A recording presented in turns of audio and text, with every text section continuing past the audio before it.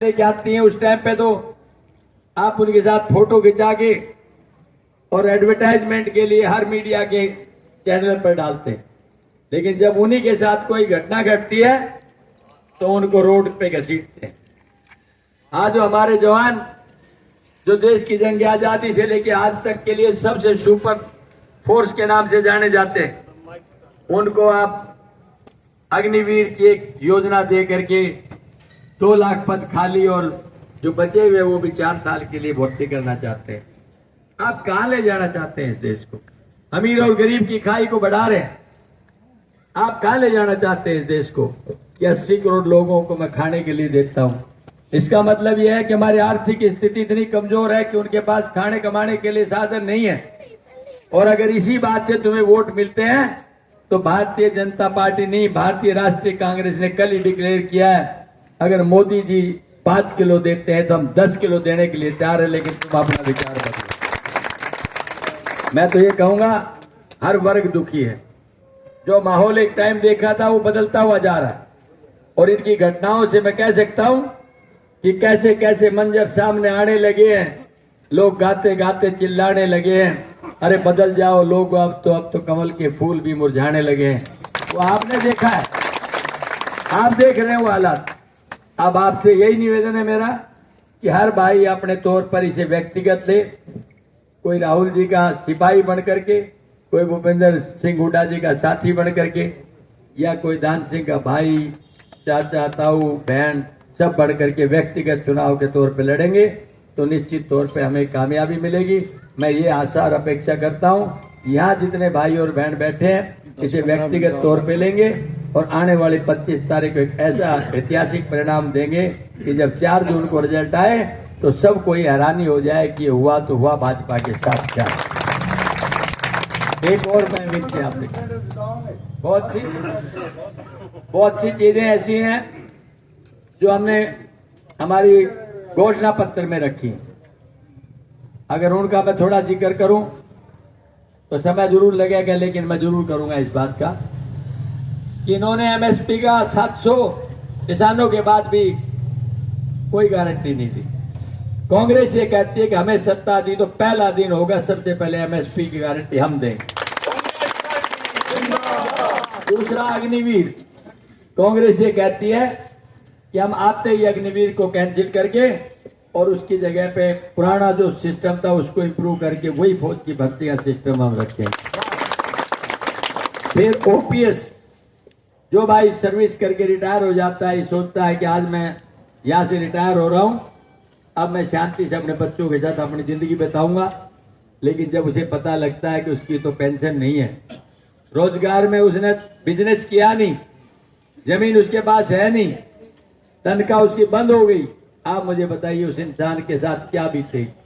तो कांग्रेस पार्टी ने जहां जहां सरकारें हैं वहां तय किया है कि हम आपको ओपीएस देंगे। हरियाणा भी ये कहता है कि हम आपको ओपीएस देंगे, ये उन भाइयों के लिए। रहा सवाल हरियाणा सरकार का, ये सरकार तो पोर्टल के ऊपर चलती है। फैमिली आईडी, परिवार पहचान पत्र, मेरा पानी मेरा हक, फसल का ब्यौरा, भावांतर भरपाई, एक से दूसरा, दूसरे से तीसरा, चौथे से पांचवा अड़जा के रखते हैं। कोई फासला नहीं, कोई मदद नहीं, कोर्टों के चक्कर काटो और हताश और हैरान होके वापस लौट जाओ। आपकी सरकार जिस दिन आएगी उस दिन इन सबको बंद करके एक बढ़िया सिस्टम के साथ में आपको शासन देने का प्रयास करेंगे। बुढ़ापा पेंशन में 3151 उड़ जाके रखा, आज तक 3000 नहीं कर पाए। कांग्रेस एक झटके में कहती है कि हम 6000 देंगे एक बुजुर्ग को पेंशन।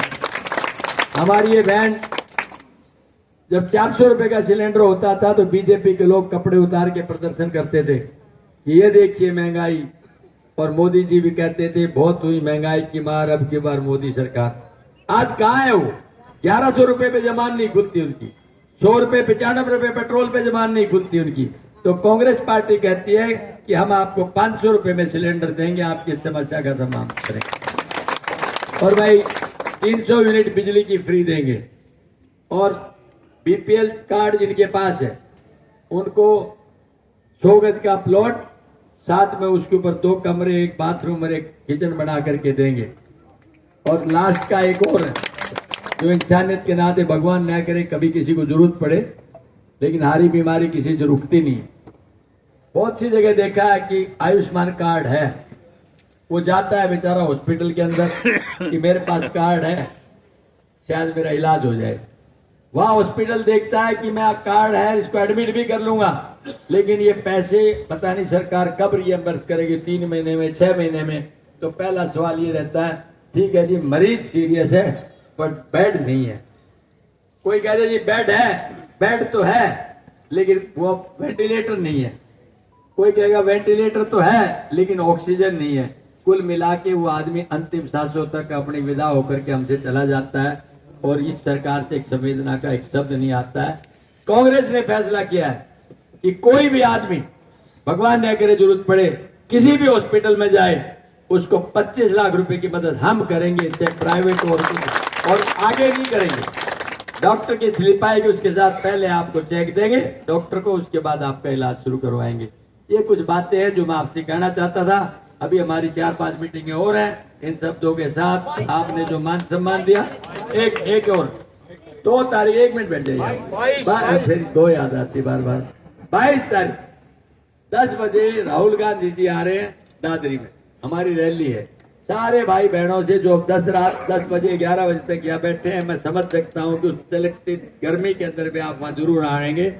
मैं आपसे एक निवेदन करता हूँ कि दादरी पहुंचना आपने 22 तारीख को 10 बजे। बुलाओगे ना? एक आवाज लगाओगे, आपने कहा हाँ। आओगे ना? आओगे ना?